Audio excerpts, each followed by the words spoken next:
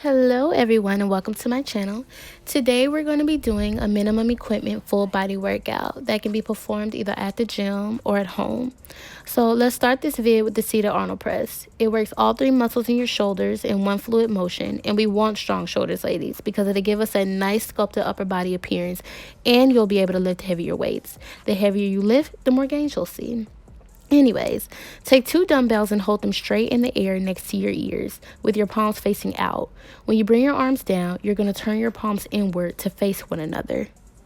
I used a 15-pound dumbbell, then I reduced the weight to 10 pounds because I superset this exercise with the shoulder press, which I'll be showing you in the next clip.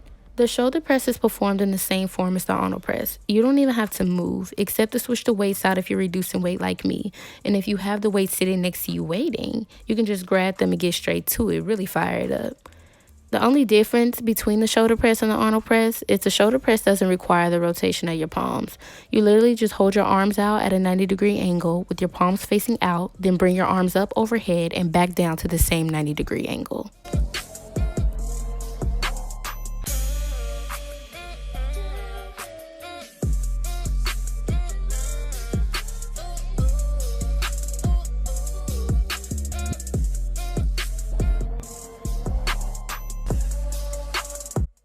Here we have the seated plate row.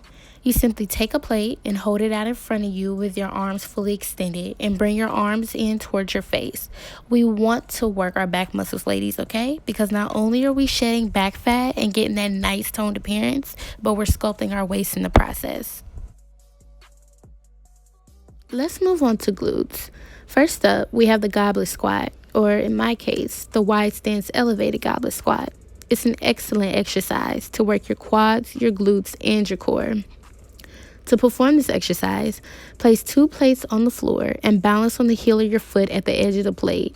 I prefer to use a kettlebell for this exercise, but you may use a dumbbell, another plate, a medicine ball, or even a jug of laundry detergent if you're at home to use as a weight. You hold the kettlebell or the weight of your choice close to your chest, right below your chin. Since we're doing wide stance, place your feet a bit wider than shoulder width apart. Keep your chest upright, back straight, and core tight as you lower your body into the squat. Remember, while squatting, you always sit into the squat. Never arch your back or poke your butt out, or you may cause yourself some back pain. Now, you don't have to perform the goblet squat elevated or even wide stance, but I prefer them this way as I found that I'm able to sink lower into the squat, which means there's more glute activation and a rounder booty.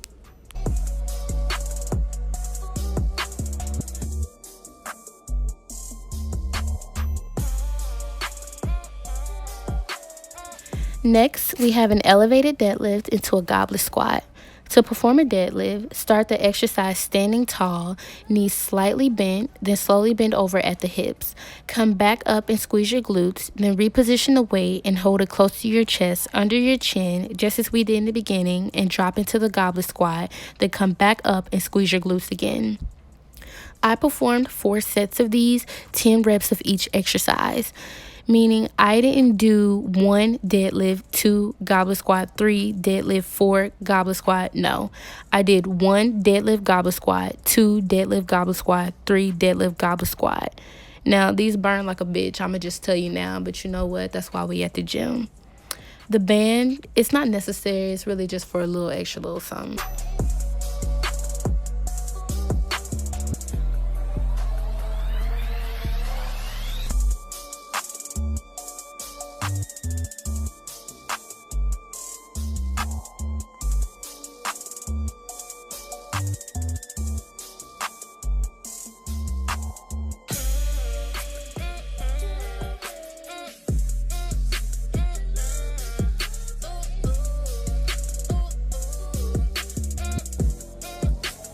Lastly, we have bridges.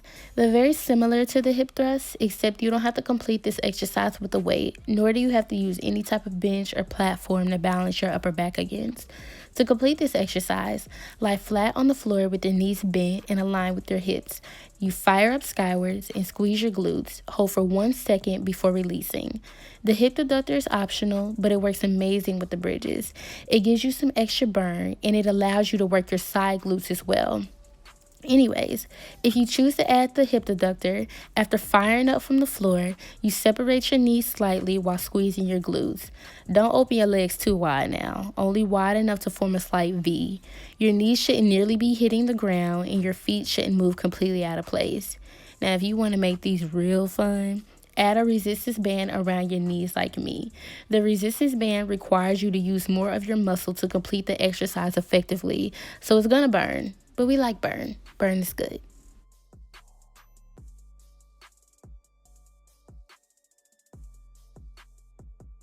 Okay, moving along now. The lying oblique crunch. Simple, but very, very effective. You're gonna lie on your side, straighten your body, place one hand behind your head with your elbow sticking out, hover one leg over the other, and then as you come up, you bring your elbow to your knee and then repeat. I absolutely love this exercise. You work your waist, and when I tell you you're gonna feel this, you're gonna feel it for real. Make sure while completing this exercise, you keep your core tight the entire time. We're going to end this workout with a tuck crunch. It's like an elevated crunch. So if you're a little off balance like me, I recommend you balance on your arms as I'm doing, or you perform these on a bench to avoid falling over. They're super easy. Just start off with your legs extended, and then you're going to bend your knees as you bring your chest up to meet your thighs. The key is to never let your legs hit the ground.